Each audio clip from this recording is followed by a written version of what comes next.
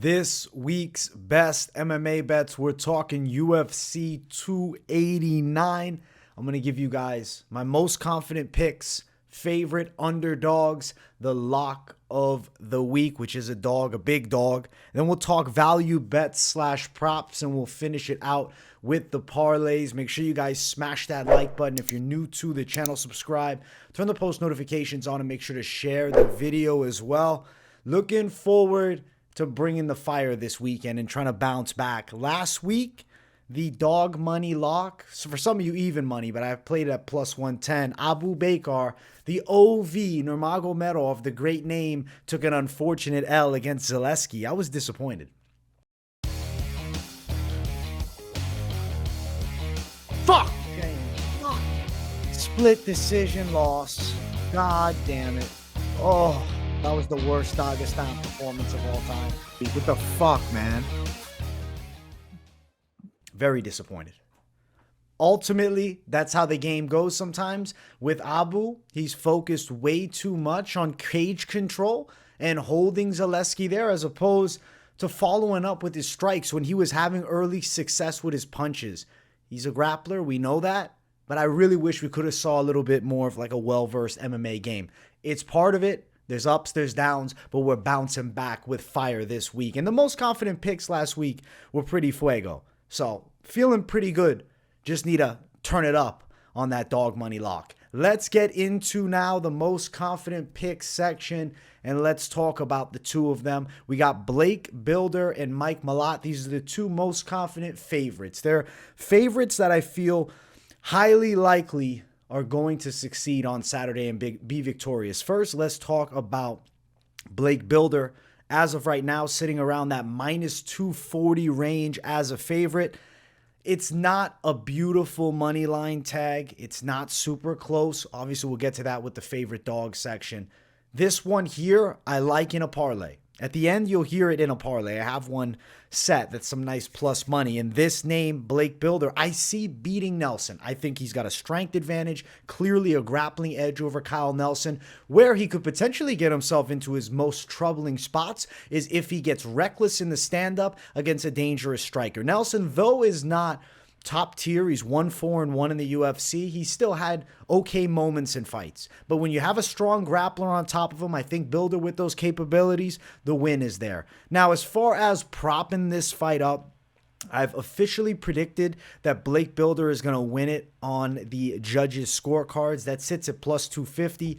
Bilder by sub is also something that I feel is possible here, but it's plus 225. So not great upside money to go against my initial gut, which is decision win, to try to chase the prop bet of submission at plus 225. If the value was like 3-1, if we're looking at plus 325, plus 300, whatever, I might chase that sub prop a little bit with a sprinkle. But right now, I'm not loving the props here. I think that we're going to have a fight where Blake Bilder finds out, his level. I guess we find out really a lot about Blake Bilder. I don't think Kyle Nelson is the guy to give Blake Bilder his first loss in the UFC. I don't see it. I got Bilder with confidence getting it done at minus 240. The money line is the A side. Everything else, you're trying to play a little roulette. I think Bilder's a good parlay piece. Now, let's talk about Mike Malott, who's also a very confident pick. He's taking on Adam Fugitt.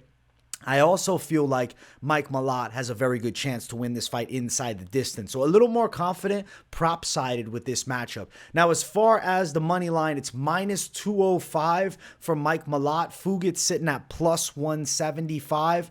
I like money line here. You could attack it, but I definitely think it could be a parlay piece. It's going to be in the parlay. But Malott winning inside of the distance, I got a great feeling, minus 130 for that inside distance. And you're on the safer side because ultimately him winning by sub or by knockout are two possible outcomes as of right now. Malott by knockout, plus 240. Malott by sub, plus 250. So if you're looking to get the big over 2-1 money, you kind of got to flip-flop between the two. and I've sat on it and thought about it, I feel like plus 250 Malott by sub, if I have to pick one, is going to be the prop that I'd pick between. But ultimately, my highest level of confidence as far as the props would go on inside of the distance at minus 130. I do think this fight is going to end inside of the distance. So also that under 2.5 is minus 245. Just something to mention. But money line, Mike Malott, minus 205 range. I think it's a pretty solid parlay addition. Not, the greatest money line bet ever, but it's a high confidence pick. And with this section, I'm kind of trying to eliminate, worrying a ton about just value. That's why the favorite dog section is A1 and the dog lock section. This one here, it's confident favorites who I think win. And I really feel like if you're looking to parlay things up and then get a little plus coming at you, these are two savages that I see winning on Saturday. High confidence here, most confident picks for the favorites. Let's talk, though, about my favorite underdogs, because there are good dogs on this card. I'll bring on screen Aiemann Zahabi and Steven Erceg. I'm also going to bring an honorable mention at the end here, so stick around for it. Let's first talk about Aiemann Zahabi, who I actually feel is in a good matchup against Quy Long because of Zahabi's ability to control pace and strike from distance and his MMA mind. He trains with Faraz Zahabi, obviously his brother. The MMA mind in that family is extremely high. Aori hits hard, but I don't think he's Mr. Dynamite. I feel like maybe he's a little bit overrated. I feel like Zahabi can control pace and outstrike him. If they're in the grappling, I don't think Aori has big advantages. Maybe even Zahabi landing takedowns. I don't think it's super likely, but I could see him getting position in the grappling. Aiemann Zahabi and him are going to go 3. And it's a hard-fought win for Zahabi. I think he outpoints him. Plus 105 money. I like the Zahabi side. Now, as far as propping things up, the confidence is low on that. I will read off. Zahabi by decision sits at plus 185. Some of you might like that tag. This is a very close money fight. You can find Zahabi at slight plus. You can even find it at near even money, but ultimately still feeling like we consider this an underdog because Zahabi was a dog throughout the week. And I think he's dog tough and ready for a win. I got him beating Aori, so I think Zahabi is a pretty good money line play. Just money line it. Now, next one. This is a big plus money tag. It's Steve Erceg taking on David Dvorak. I've said I'm not overly sold on Dvorak, and it's Steve Erceg with the clear-cut grappling advantage, and me also not feeling as though Dvorak has the stinging punching power to get Erceg out of there. So I feel like in the striking department, Steve Erceg can survive. He can even have some moments, but on the ground, he can thrive. He has a big edge there with the grappling transition speed, and I think submission game. Plus 250 money for Steve Erceg. I like money line. Don't try to chase props. I mean, we can talk props, but don't try to chase them because we do have Erceg by sub, which is plus 600. I guess it's not a chase. That's like the Hail Mary sprinkle. I think 6-1, sprinkle a little something on Erceg by sub. I think you can lock it up on Dvorak. Not easy to do. And Erceg is plus 250, so he's a big dog. You don't have to go crazy on a bet here with big upside. You can do a low-risk bet and come out big. Maybe this is a half unit play. Maybe this is a quarter for some of you, depending on what the unit size is. Or if you're like, yo, I'm confident as fuck, I'm riding Erceg to the bank. Maybe he's your dog lock, plus 250.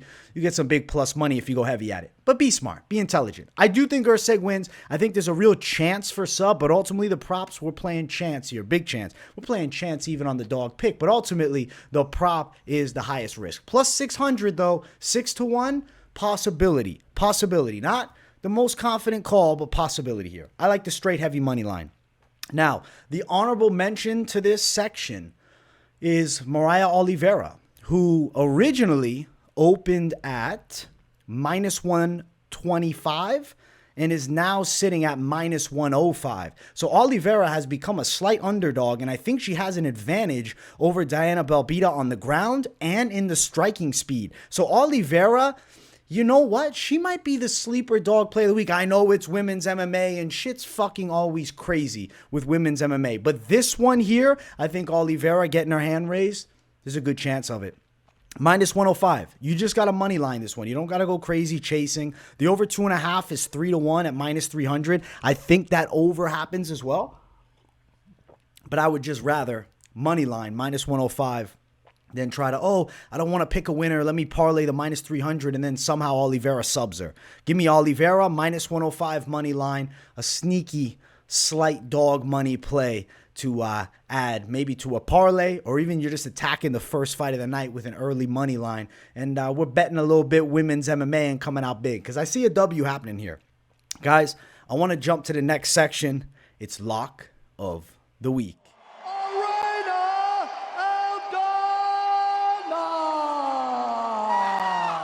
The most controversial lock of the week of all time, dog money, Irene Aldana to beat Amanda Nunes. I believe she's got the sauce for her. I've said since the original breakdown, I've been feeling something in my gut for weeks now that Aldana is going to pull it off. I look at the striking style and I say, damn, her best punch, lead hook. I believe there's a moment where Nunes can definitely be caught doing such if she gets aggressive. The way Aldana wins this fight is if she brings pressure. If she tries to fight at a slow kickboxing pace, counter strike from distance, let Nunes bully her and back her up and land takedowns, that's where she runs into trouble. But if she comes out with the true Mexican style, forward pressure from the get-go, looking to attack Amanda Nunes and bring the fire to her, I think that Irene Aldana is getting her hand raised by a knockout. I see her sleeping Nunes. I don't believe this is the same hungry lioness that we had some years ago. We saw the moment of lapse that was significant against Juliana Pena the first time, and then we watched the rematch,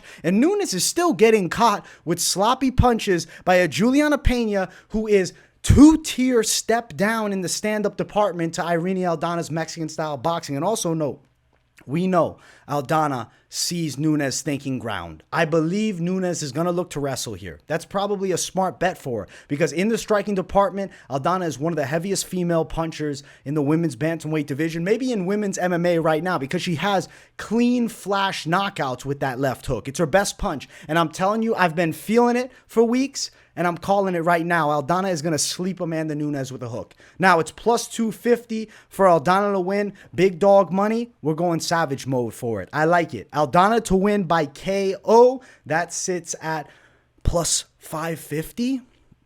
I'm playing that big plus money. I'm playing both. Money line play, Aldana at plus 250. And then also, I'm going to put a little something on the knockout prop because I believe she's getting it done by KO. But just for the safer side, money line, just in case, who knows? Maybe Aldana somehow pulls out, a crazy, beautiful performance and wins 5 rounds. Or maybe she goes out there and gets DQ win with an illegal knee. Weird shit can happen in the game. So, don't put it all on the prop. Money line is your better option, just in case things go weird. But I believe the knockout is extremely live. I'm going Irene Aldana, KO win. I see her dethroning Amanda Nunes and new champion. Holy shit. I can't wait for it. Let's talk some props / value bets. I got one value prop. It's an over that I think could be a sneaky play potentially. It's not great value though, minus 175. I think it's likely that Curtis and Amavov end up going long. Could be something potentially to add in to a parlay, as is the over in the Maverick Jasdavicius fight potentially. If you're looking for some overs and unders, I like the over side of these two. But I want to get into the parlays, and let's see what we can concoct here. I got one already written off. I played this one actually immediately following last week's card. Mike Malott, Blake Builder, Irene Aldana sitting around plus 662. You're riding the big dog side of Aldana to win that main event in what would be a massive upset. You're riding Blake Builder, who's a most confident pick. Mike Malott, another extremely confident pick.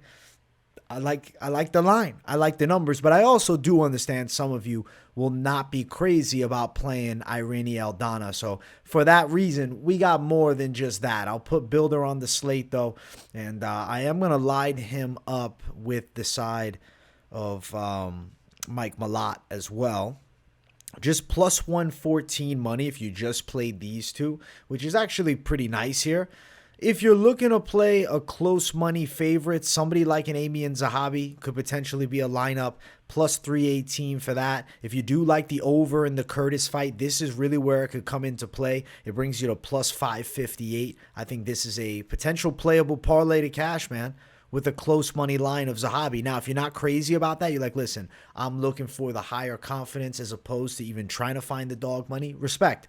Builder, Mike Malott, over 2.5 in the Curtis and Imavov fight is also a sneaky good play. I feel like I do want to give you a straight degenerate dog money attack. It would be the lineup between Moraes, Oliveira, and I also think then you can add in the side of Zahabi if you're looking to prelim it up. Plus 280 though, so the value, it's good, but like it's not amazing for two potential risky plays.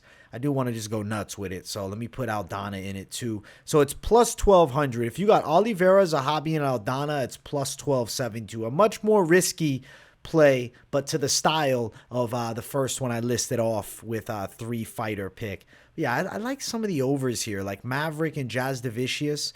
I think it goes over. I know it's minus 400. It's not great, but I also think the over in the Curtis Imavov fight could be something to add in. And then if you're like, all right, also give me Mike Malott. Now Mike Malott's value jumps nearly to 2-1. I believe this ends up happening, but it's not super juicy. I understand.